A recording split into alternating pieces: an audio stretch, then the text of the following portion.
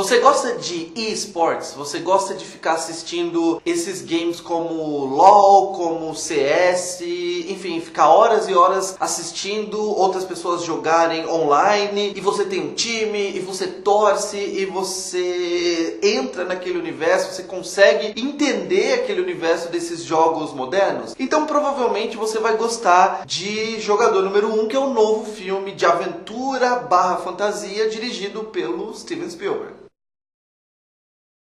Particularmente, pra mim, todo aquele universo, toda aquela estética criada pelo Spielberg pra simular os jogos online é um pouquinho poluída demais, é um pouquinho congestionada demais, porque 90% do filme se passa dentro do jogo virtual, dentro da realidade virtual, inventada nesse futuro distópico, em que os personagens conseguem praticamente viver dentro de um jogo, e é uma estética caótica. Então, você pega os set pieces, né? Você pega aquelas sequências de ação que se passam dentro do jogo, tem uma perseguição de carro logo no começo do filme, logo no primeiro ato do filme, e que realmente é uma bagunça completa. Então a câmera do Spielberg é uma câmera que vai para todo que é lado, é uma montagem caótica que pica para um lado, pica para o outro, e além disso é faísca para todo lado, fumaça, explosão, partículas em suspensão. Então realmente o Spielberg consegue simular a estética, a cara, o jeitão dos jogos mais modernos, mas ao mesmo tempo, como cinema, e principalmente você assistindo numa tela imensa, né? Eu assisti no IMAX, por exemplo, com o óculos conversor, porque o filme, a maioria das cópias vão ser exibidas em 3D, dá uma certa confusão visual e deixa você meio atordoado. Então, eu particularmente acho uma estética feia, uma estética carregada, uma estética over, uma estética com mão pesada demais para cinema. Até porque é tudo muito obviamente falso, tudo obviamente digital, CGI. O filme é praticamente uma animação. Não dá nem pra gente dizer que os personagens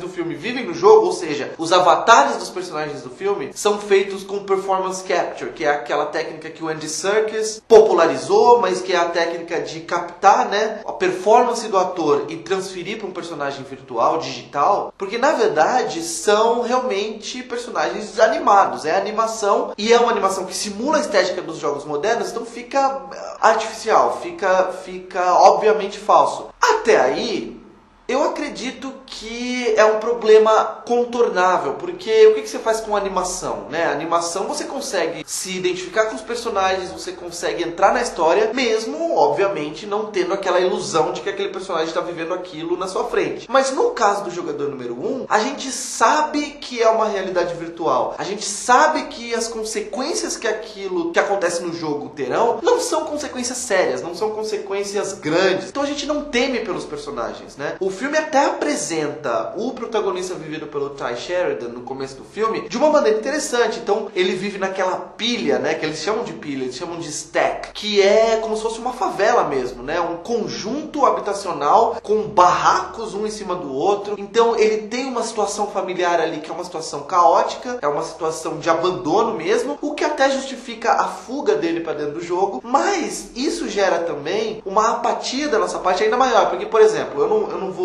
revelar nenhum spoiler aqui, mas tudo que acontece com as pessoas fora do jogo, a gente também não se importa, porque são pessoas horríveis, são pessoas que a gente não tem nenhum vínculo e a gente não quer saber exatamente o que vai acontecer com elas, torcer por elas, etc. A estrutura do roteiro é uma estrutura óbvia, é uma estrutura que, assim como a do Tomb Raider, né, o Tomb Raider, que foi recentemente refilmado e foi lançado com a Alicia Vikander, ele pega a estrutura dos videogames e ele leva ao extremo do óbvio, né? É o clichê do clichê, é o estereótipo da estrutura de jogo de videogame, que é a questão das fases. Então, o personagem tem uma missão, e uma missão tem a primeira fase bem clara, e a primeira fase vai levar para a segunda, para a terceira, até ter o confronto final com um chefão. E ao contrário de filmes como Scott Pilgrim contra o Mundo, ou até como Lego Batman, que tem bastante coisa em comum com esse filme aqui, com o Jogador Número 1, o filme falta humor. Ele não tem humor, ele não consegue despertar nosso interesse pelo humor peculiar dele, como faz o Scott Pilgrim. Ele tem, sim, muita referência. Então ele joga na sua cara referências sobre música, sobre games, sobre filmes, sobre quadrinhos dos anos 80, e você vai, né, realmente, é uma atrás da outra,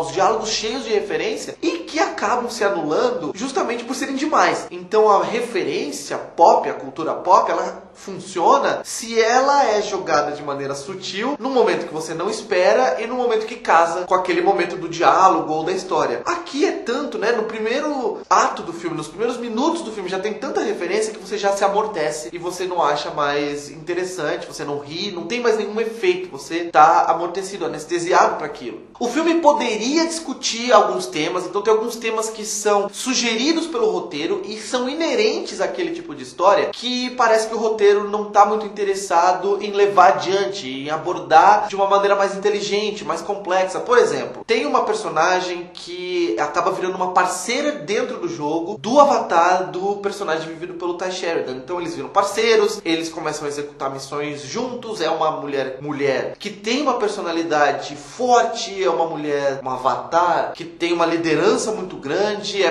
meio que uma femme fatale ali dentro. E tem um diálogo muito interessante em que um outro personagem vira pro protagonista e fala: mas você sabe se ela é mulher mesmo? Você sabe se não é um obeso de 200 quilos lá em Hong Kong, sei lá? E essa é uma ideia interessante. É claro que um filme arrasa quarteirão, caro, com um orçamento multimilionário como esse, dirigido pelo Spielberg, lançado para ser um blockbuster, para ser lançado em várias cópias em 3D para adolescente, não vai levar essa questão ao extremo de um Catfish, por exemplo. Mas quando a gente conhece a dona daquele avatar, quando a gente conhece a menina que joga com aquele avatar, ela é realmente uma menina e ela é uma menina bonitinha. Ela não é uma super estrela de Hollywood, não é uma Charlize Theron, mas é a Olivia Cooke, que é uma menina bonitinha e que até tem um climinha ali, né? Eles tentam criar um conflitinho no sentido de ela com medo, né? Nossa, o medo de que ele se decepcione vendo ela, que é uma coisa que no jogo ela já falou pra ele: você vai se decepcionar quando você me ver. E ela tem uma mancha de nascença no rosto, como se isso fosse, meu Deus, né? Então não tem esse conflito que o filme poderia gerar, e essa discussão, né, esse debate que o filme poderia gerar, da questão de como a gente se esconde quando a gente tá na internet por trás de coisas que não são realmente o que a gente é. Então a gente se esconde por trás da nossa melhor foto, a gente se esconde por trás de um avatar, como nesse caso aqui, de uma descrição de um perfil que a gente pode dar uma exagerada, e o filme não leva esses temas à última consequência. As figuras, né, e as criaturas que os personagens enfrentam, né, tem King Kong, tem o Tiranossauro Rex do Jurassic Park, tem o xenomorfo do Alien, são jogados assim, né, como no Lego Batman, são jogados, né, então a gente tá lá numa perseguição e olha ali o King Kong, a gente tá numa perseguição ao Batman, faz uma piadinha com o Batman, mas não tem uma piada que a gente fale realmente que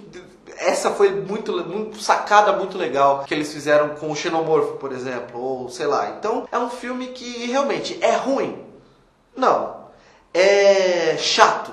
Não. É divertido? É. Mas ele tem uma estética caótica, uma estética cansativa, ele tem uma história que é uma história óbvia e que tem uma estrutura, pior do que tudo, formulaica, engessada e ainda pior do que isso, a gente não consegue se envolver muito com os dramas, com os conflitos dos personagens, porque, afinal de contas, é só um jogo. O filme tem dois atores coadjuvantes que são ótimos atores. Tem o Mark Rylance, que participou já do Ponte dos Espiões com o Spielberg, ganhou o Oscar de ator coadjuvante fazendo um filme pro Spielberg, e que ele faz aqui como ele vive uma espécie de reinterpretação do personagem do Christopher Lloyd no De Volta para o Futuro, e faz sentido dentro do filme. É um personagem divertido e que o Mark Rylance vive, apesar do impulso, né, de 90% dos atores de viver como uma caricatura, como um alívio cômico. Ele é não muito bem desenvolvido, mas ele vive com uma melancolia que eu acho que é bem-vinda. E o Ben Mendelsohn, que é um ator muito competente, vive um vilão que é um vilão que não tem muito o que fazer. Ele quer o jogo porque ele quer dominar aquela sociedade. Enfim, não tem nada de muito novo, nada que você já não tenha visto antes. Vem aqui me dizer o que você achou do filme quando você assistir. Se você ainda não assistiu ainda, você tá ansioso, você tá a fim de ver o filme. Como eu falei, não tem spoiler nesses vídeos de crítica normalmente, eu aviso quando tem. Não se esquece, se você ainda não é inscrito no canal, se inscreve aqui embaixo, tem o símbolo do YouTube na marca d'água ali no canto. Curte esse vídeo, clica no sininho ali em cima para receber as notificações sempre que tem vídeo novo. Quanto mais você fizer isso, mais vídeo tem no canal. Divulga para seus amigos e